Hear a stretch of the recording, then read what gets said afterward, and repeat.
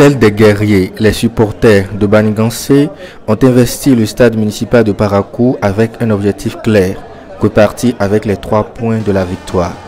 Dans les tribunes, l'ambiance est déjà électrique comme un match avant le match. Le coup d'envoi est donné. La première mi-temps est marquée par une forte intensité physique, quelques imprécisions, mais très peu d'occasions franches. Les deux équipes regagnent les vestiaires sur un score nul et vierge.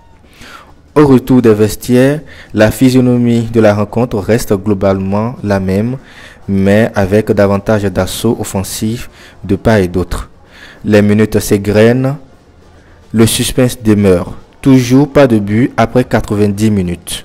Mais dans les toutes dernières secondes, des 5 minutes de temps additionnel accordés par l'arbitre, Banigansé obtient un coup franc.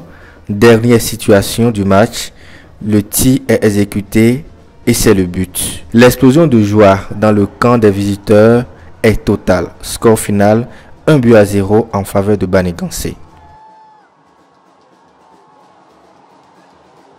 Je suis de Banikwara, je suis ici pour accompagner mon équipe Banigansé.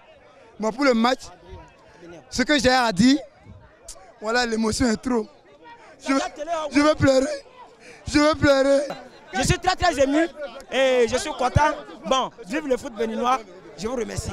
C'est un match qu'on attendait et que vraiment on a vu ce qu'on attendait.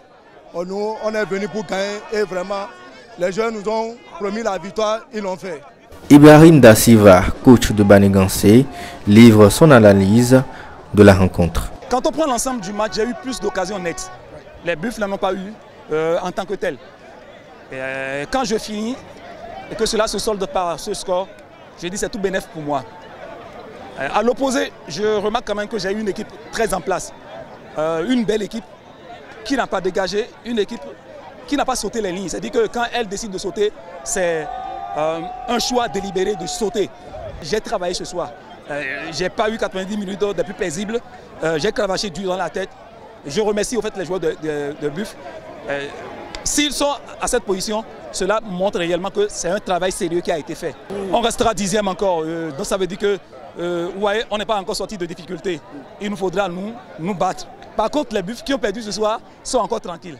Ouais, donc celui qui a besoin de plus de victoires dans cette rencontre, dans cette belle rencontre, j'allais dire, c'est encore plus et encore toujours Banigansé. Avec cette 6e victoire, en autant de confrontations face au Buff FC du Borgou, Banigansé améliore cette une statistique. Toutefois, le club reste à la 10e place du classement à l'issue de cette 29e journée de la Cetis League Pro. De leur côté, les Buffles conservent leur 8e position, mais devront redoubler d'efforts lors des prochaines journées.